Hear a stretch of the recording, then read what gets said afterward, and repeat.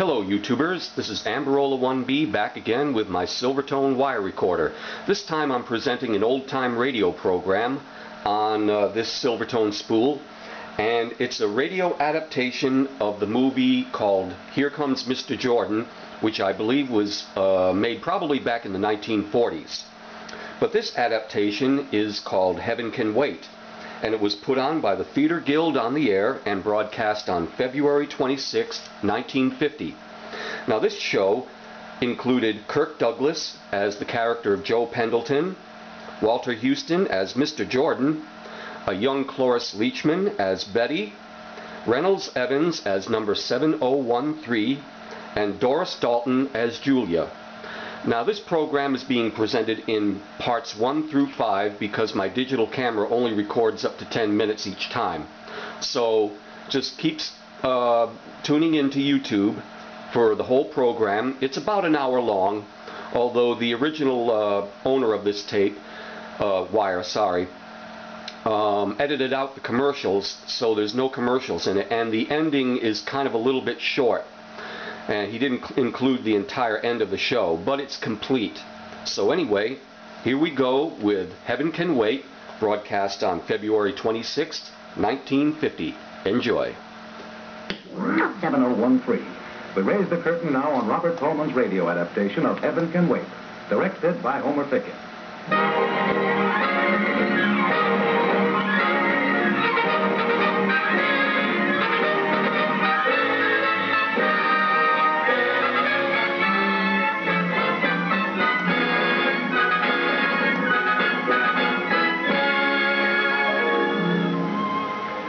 Well, it all happened at the very beginning of my career as Celestial Messenger 7013. Little did I know what lay in store for me. The first hour was uneventful. I was hovering in the clouds over Jersey City, watching a 3-alarm fire, when I noticed a small private plane flying at a low altitude over the Passaic River and wobbling erratically. I approached at one fell swoop and peered in at the pilot. He was quite alone in the cabin of the plane, and had set the controls for blind flying so he could have both hands free to play a saxophone. Now, when a man is as reckless as that, any alert heavenly messenger would stand by to collect him. And sure enough, in another moment something went wrong with the plane, and it went spinning down.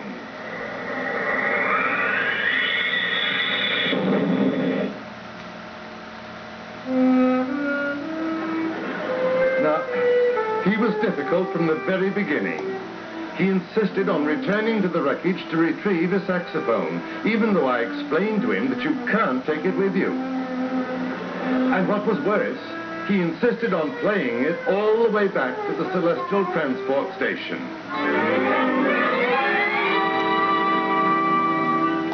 Now, in the meantime, Mr. Jordan, chief of our Soul Transport Command, was calling the roll up yonder and awaiting my arrival. Galo, William. Galo, yes, check. Zabel, Frederick. Zabel, that's Z. You're leaping from G to Z. Haven't you anyone between those letters? Oh, yes, Mr. Jordan, I have. I'm sorry, sir. Well, call them off alphabetically. You've been at this long enough to know the rules? Yes, Mr. Jordan. I'll be more careful in future. Continue. Peggy, Alicia. Check. Just step aboard, miss. There's nothing to be afraid of. This way, please. No smoking beyond the ropes. Messenger 3081 reporting. 5 passengers. Territory? New South Wales, sir. You're late. 3 messengers late this morning. Where is 7013? I believe he's having some trouble, sir. Trouble? What kind of trouble? Well, Mr. Jordan, Will you let go of me? I gotta get this straightened out, I tell you. Where's this Jordan Turk? Pendleton, come back here. Get them fat lunch hooks off of me. I ain't waiting for anything. You, Mr. Jordan? Yes. What seems to be the trouble? Oh, well, that's an obstinate case, Mr. Jordan. No real trouble at all. Yes, there is. There's plenty of trouble. There's going to be a whole lot more unless you Mr. Pendleton, hush, hush. This matter is settled as far as you're concerned. It's not settled, and I'm going to squawk my head off. Mr. Pendleton, please, a little respect. This is Mr. Jordan. Huh? Oh. Well, Mr. Jordan, this joker here, he keeps telling me I'm dead. Oh, A very difficult case, sir. He fought me tooth and nail all the way. I ain't started fighting yet, believe me. What's his name? Pendleton. Joseph. Even got that backwards. The name's Joe Pendleton.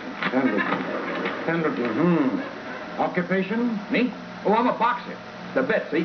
I'm scheduled to fight K.O. Murdoch for a shot at the title. And I'm going to beat him, see? I'm going to be champ and... I don't want to brag, but I'm in the pink. You were in the pink, Mr. Pendleton. Well, you won't find me on no list you're looking at, I tell you.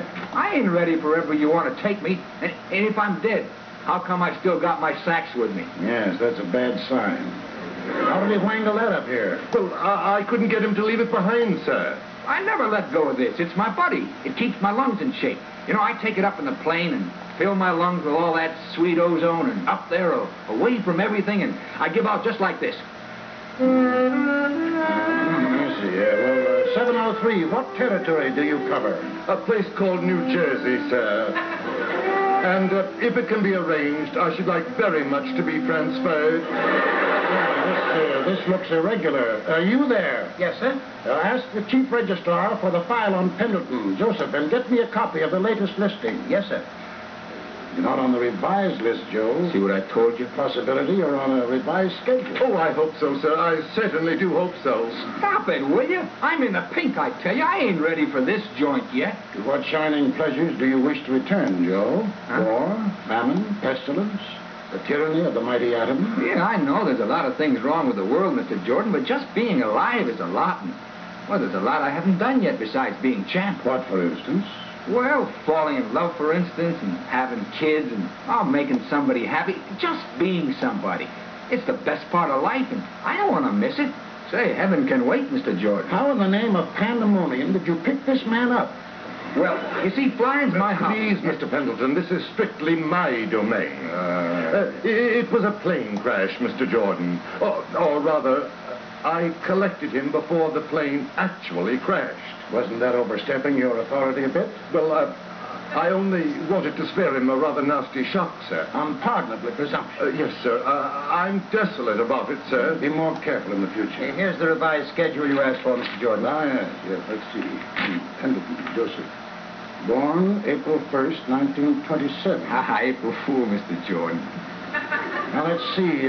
Mother's name, Mary. Father's Augustus. Yeah. Both withdrawn and awaiting Joseph. Scheduled to join... What? Morning of May 11, 2010. What? Hey, that's 60 years off yet. Well, 7013, it seems you were a bit premature. Well, I don't understand it. How any mortal could have survived a crash like that. The point is, he has survived it. How is none of our concern. Yes, sir. You're quite right, of course, sir. I don't quite know what to say. I only meant... I need not remind you what road is paved with good intentions, 7013. I'll take him back. Take him back where you got him. But, Mr. Jordan, is it possible to return Mr. Pendleton? Certainly. Why not? Well, I rather thought this was the bourne from which no traveler returneth, sir. Joe didn't travel here. You collected him. Put him back where you found him. Now, up with you. Yes, sir, if you say so, sir. Well, you heard what Mr. Jordan said. Come on. Just a second, bird brain.